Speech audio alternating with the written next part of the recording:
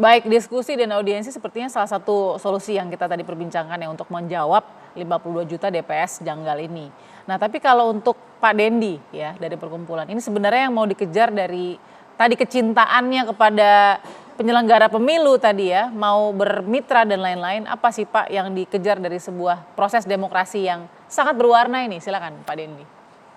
Ya, ini kita negara Indonesia ini kan sudah bisa mencapai sistem demokrasi ini kan pengorbanannya sudah sangat besar. Air mata, darah, waktu, tenaga. Sudah banyak kita korbankan nih untuk bisa menjadi negara yang demokratis. Ya. Sehingga jangan sampai pengorbanan-pengorbanan warga negara bangsa ini malah semakin turun demokrasinya. Justru kita berharap dengan pengorbanan tersebut ke depannya kualitas demokrasi kita semakin bagus, bukan semakin turun. Nah, semakin turun ini kan salah satu indikasinya dari DPS atau DPT yang masih ada banyak yang aneh-aneh ini. Kok bisa? Harusnya kan semakin bagus ke depannya. Harapannya itu aja kalau dari kami. Baik itu Pak Dendi. Mudah-mudahan segera mendapatkan audiensi ya Pak ya. Kita tunggu juga, kita kawal juga. Oke, saya kasih kesempatan pertama ke Bu Gusnul. Bu Gusnul. Terima kasih. Demokrasi itu bisa naik turun, bisa dijual, bisa on sale, bisa ini. Jadi bukan linear ke atas kayak gitu ya. Data pemilih saya pernah punya 2 NIK. Contoh 2 NIK. Saya Jawa Timur dan DKI. Padahal saya nggak pernah punya 2 KTP. Ya. Pemilu itu bukan pesta. Ini juga kadang-kadang kita salah. Padahal pemilu itu kan tegang sebetulnya karena saling tekan, saling ini ya. Kompetisi. Cuma ini kan dulu konsepnya from bullet to ballot. Jadi dari perubahan kekuasaan dengan senjata menjadi dengan surat suara. Nah prinsipnya kenapa nggak balik lagi ke Pancasila? Pancasila jangan dijadikan cuma jargon. Ketuhanan yang Maha Esa, bukan keuangan yang Maha Kuasa. Jadi jangan money politics dan sebagainya. Kita punya agama, the most populous Muslim country in the world. Bagaimana sih caranya pemilu yang halal? Saya selalu di Bintek itu bapak-bapak Muslim, percaya dengan rukun iman. Rukun iman itu ada qadha dan qadar. Kalau udah takdirnya jadi kayak gitu kan. Jadi nggak usah, KPU juga demikian.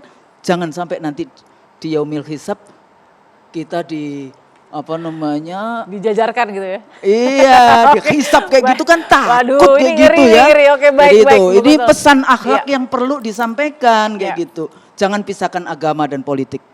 Luar biasa, oke baik, tapi jangan mempolitisasi juga ya, paling tidak itu yang mesti disampaikan. Itu nanti bahasan panjang.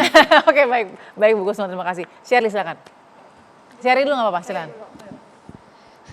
Ini menarik pertanyaannya karena kita masuk ke pertanyaan filosofi, Mbak Balkis, bahwa sebetulnya untuk apa sih kita melakukan pemilihan umum ini?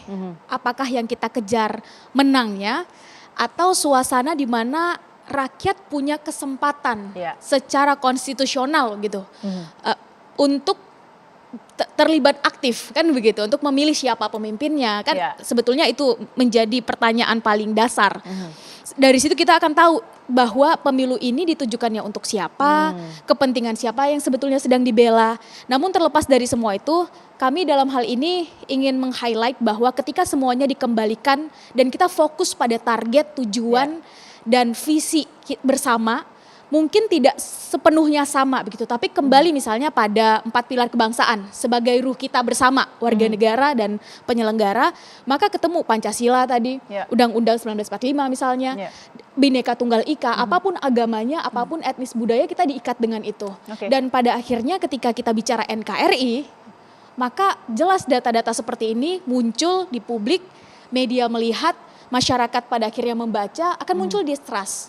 Untuk itu masyarakat butuh diyakinkan bahwa pemilu ini hadir tujuannya adalah untuk apa, tidak ada bermaksud unsur kesengajaan sekiranya memang ada kesalahan-kesalahan seperti ini dan terbukalah. Jangan sampai ada kesan liar bahwa semua kekacauan ini misalnya nanti terjadi terkondisikan demi terpenuhinya sikon darurat yang membuat pemilu itu akhirnya ditunda kan, akhirnya pikiran publik bisa kemana-mana. Liar begitu ya, jadi bola liar. Betul. Oke, baik. Terakhir, kita tadi mengorat-orat sedikit pantun. Oh ada pantun. Ada pantun sedikit. Ibu kota kita namanya Jakarta. Ya.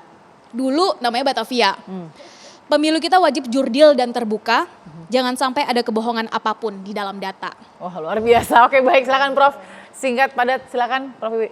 Iya, saya ingin mengatakan bahwa pemilu itu adalah ajang untuk kita sebetulnya memperbaiki kualitas. Ini ajang untuk kompetisi kontestasi dalam memilih tentunya pemimpin. Sekaligus juga koreksi terhadap gitu ya, apa yang dilakukan oleh pemerintahan saat ini. Nah, itulah esensinya.